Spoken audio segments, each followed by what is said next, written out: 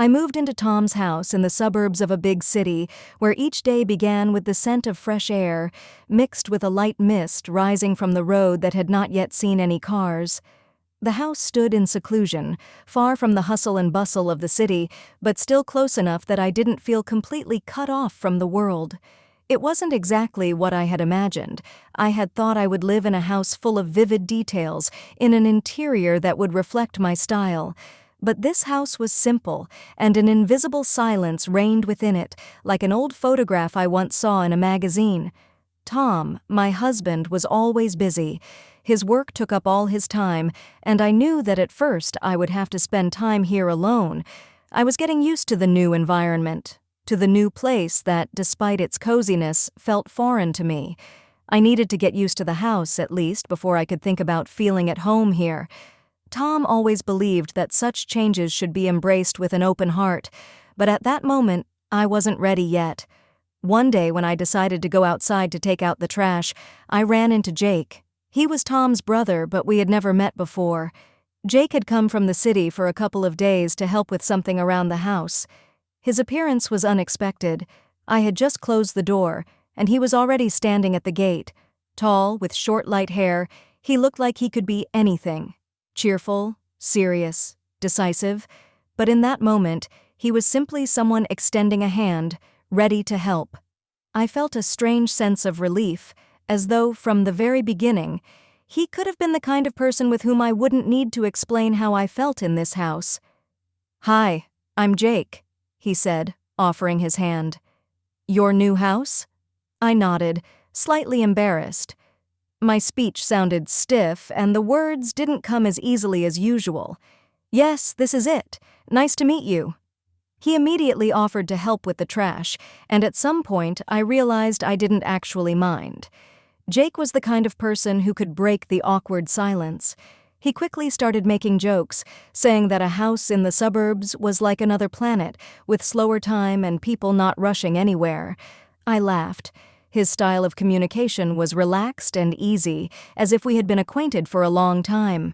As we unloaded the car with things, I noticed how skillfully he worked, as if he knew exactly where to place everything. There was confidence in his voice, and I realized this wasn't just a coincidence. Jake was the kind of person who knew how to make things easier, even if it was just moving a couple of boxes with books. As soon as we were finished, he offered me a cup of coffee. I agreed. It was that moment when I began to feel that perhaps, here, in this house, I wouldn't feel so lonely. We sat on the steps in front of the house listening to the silence, exchanging stories about the past, about life, about how Jake sometimes got angry with Tom for working too much, not noticing what was going on around him. And in that conversation, I felt how, even in this new environment, I was beginning to relax a little. Jake was the friend I hadn't expected to meet here. The sense of comfort grew, and I couldn't help but notice how easy it was to be with him. We weren't close, but there was something simple about the way he communicated. At that moment, I realized that perhaps it was exactly people like him that I had been missing here. A few days after I started getting used to the house, it became clear to me that I couldn't just sit and look at the empty walls any longer. As soon as I started moving the sofa, the door opened and Jake walked into the room. It was as if he knew I wouldn't be able to manage without his help. There was something determined in his eyes, and without saying a word, he made his way over to me. "Do you want me to help?" he asked with a slight smile, but his tone was so confident that I immediately agreed. We started by trying to arrange the furniture differently. Jake turned out to be a true master at this. His ideas for making the room cozier weren't just good, they were spot on. He immediately suggested moving the sofa, shifting the chairs, and adding a couple of bright cushions. When we were hanging the curtains, he held them up while I tried to find the right spot for the hooks. His attention to detail didn't allow me to forget that he was the one who knew exactly how to make everything look beautiful. In his hands, even the most mundane things became harmonious. I couldn't help but admire his practicality and how effortlessly he did everything, as if there wasn't the slightest doubt in his mind that everything should be done exactly this way. Time flew by unnoticed. We moved the furniture, laughed, and discussed how to best decorate the corners of the room. It was easy and even fun, despite the fact that I had once considered such tasks boring and exhausting. Eventually, we stopped. I settled onto the sofa, enjoying the result. The room now looked completely different, cozy, full of life. Jake went to the kitchen, and I, sitting on the sofa, suddenly felt a strange sensation. He was nearby, but I couldn't shake the thought that something about this moment was making me uneasy. He was leaving, and I was staying. At one point, it seemed to me that his presence was something more than just help. I tried not to think about it. It was too strange. His attention, his approach to the little details, the way he looked at me when I spoke, even in the most insignificant moments. I began to perceive all of this differently. Not as a helper, not as just Tom's relative, but as someone who was too close to be merely a friend. I looked away. It was absurd. I couldn't allow myself to think like that. But still, every time I felt his gaze, I couldn't help but wonder what was happening between us. The morning was sunny, almost cloudless, and looking out the window, I realized it was time to tend to the garden. I knew I should have done it a long time ago, but whether it was laziness or uncertainty that kept me from starting, I couldn't say. Yesterday's work around the house, despite its ease, had left its mark. Fatigue followed me like a shadow. But the garden was beautiful. It promised me a kind of peace and simplicity that I so needed. There was something special about it. The well-kept paths, the old trees, slightly cracked by time, and that green softness that brought a sense of calm, even though I didn't know where to begin. And just when I started to think that everything was too difficult, I heard footsteps. Turning around, I saw Jake approaching with a cup of coffee in his hands. He had an old gardening tool with him, and he smiled as though he already knew I wouldn't manage alone. "Well, how's it going?" he asked, handing me the cup. I decided to help. I don't know what was going on with me at that moment. Maybe it was just exhaustion or some strange resentment towards myself. He didn't notice my silence, didn't pay attention to my inner discomfort, which was probably for the best. He just started working, without unnecessary words, with those same confident movements I had noticed before when we were moving furniture. When he bent down to pull a weed from the bush, I saw how his movements became precise and sure, as if he were in his element. In that moment, I felt like he barely saw me, didn't notice the tension growing inside me. He worked, and I quietly observed him. His confidence in such simple tasks like gardening made me feel like I was losing control over my own image. The day was gradually coming to an end, and I felt the fatigue from working in the garden starting to set in. My hands were dirty, and my back ached from the unfamiliar movements, but despite that, inside, I felt a strange sense of satisfaction. Jake and I had finished all the work, arranged the last flowers, cleaned the paths, and made the garden into what it was probably meant to be from the very beginning.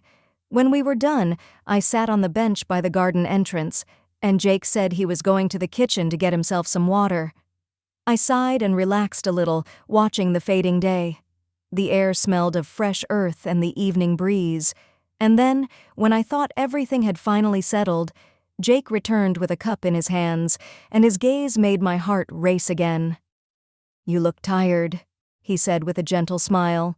"Maybe you want to relax a bit? I can give you a massage." My first reaction was one of hesitation.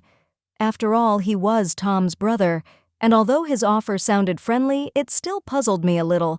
But on the other hand, I knew that by this point I was completely exhausted, and my shoulders felt like they were trapped in a steel vise. I was also a bit impressed by how everything around seemed so simple and natural with his help. I couldn't refuse, despite the thin thread of tension that still lingered between us. He was close, and I couldn't imagine what I would say. "Are you sure?" he repeated, approaching me with a slightly playful look. His gaze was warm, but there was something else in it, something elusive that made me stay silent. I nodded, feeling how the fatigue and growing discomfort began to mix into something strange. Jake helped me settle onto the couch, and as soon as his hands touched my shoulders, I felt some tension that had been sitting in my body all day begin to dissolve. He moved confidently, precisely, and his touch was unexpectedly professional. He seemed to know exactly how to release tension from the body, and at some point I realized that his hands weren't just working on my back. Every movement of his was so gentle yet full of strength and certainty.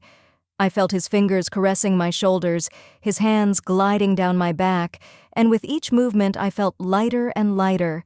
But there was something more than just relaxation. There were his eyes, which occasionally met mine, and that sense of closeness that I tried not to notice. The longer the massage continued, the clearer it became that I couldn't just perceive him as another person who was helping me with care. He was closer. His attention, his proximity were becoming something I couldn't ignore, and when he touched my neck, just a little harder than necessary, I felt something tighten in my chest. This wasn't just a massage, it was something more, something I couldn't name. In that moment, I realized that there was something more in his touch than care. It was something so personal that it made me uneasy. I closed my eyes, trying to push all those thoughts away. It seemed harmless, or at least that's what I thought, but deep down, I already knew. This had become something important to me, and I couldn't avoid it. With each passing day, I felt my emotions growing more complex and unpredictable. It wasn't just the exhaustion from the new house, from everything that had changed in my life. I tried to justify myself, telling myself that these were normal feelings, adaptation, a change of environment, a new phase. But every time my thoughts inevitably returned to Jake, I realized something was wrong. His gaze, his touch, even the most innocent ones, they wouldn't let me rest. I tried to convince myself that it was just gratitude for his help, for being there when I was struggling. But those thoughts wouldn't go away. They sat deep inside, and the more I tried to get rid of them, the more they tormented me. Sometimes it started with small moments. When I stood next to him in the kitchen, I noticed how he paid attention to me, little signs of care, looks that he didn't always hide. I could feel how his presence in the room made my heart beat faster, how his voice resonated in my ears, and how his touch, even something as simple as handing me a cup or helping with something outside, made me feel something I couldn't explain. It was something hard to ignore, despite all my attempts. Every evening when Tom went to work, I felt the tension building. Jake wasn't always here, but all his actions seemed to linger in the air. It was easy with him, and I enjoyed being near him, but I knew these feelings were more than just friendly. He was beginning to take on a more significant role in my life. We talked, laughed, helped each other with household chores, but underneath that, there was something more. I could no longer say for sure where gratitude ended and something else began. One evening, when we were sitting in the living room, Tom was at work, and Jake and I were chatting. His gaze became more intense. He was looking at me, and I felt the air in the room grow tense. It seemed like nothing was happening, but at the same time, something was off. My words sounded as though I was saying them for him, not for myself. This strange feeling confused me. I tried to focus on the conversation, but I couldn't shake the thought that Jake wasn't just Tom's brother. He was here, and I couldn't completely ignore what was happening between us. I could tell myself that it was just my nerves or exhaustion, but every time I tried to look at it from another perspective, I realized that these feelings wouldn't disappear until I figured them out. Sometimes it seemed like he felt it too, like he realized that something was happening between us. He became more attentive, his gestures a bit warmer, and though he never crossed the line, I could feel that line becoming more blurred. He knew how to make me feel special, how to make me think about him even in moments when I should have been fully focused on something else. Every movement of his now felt significant.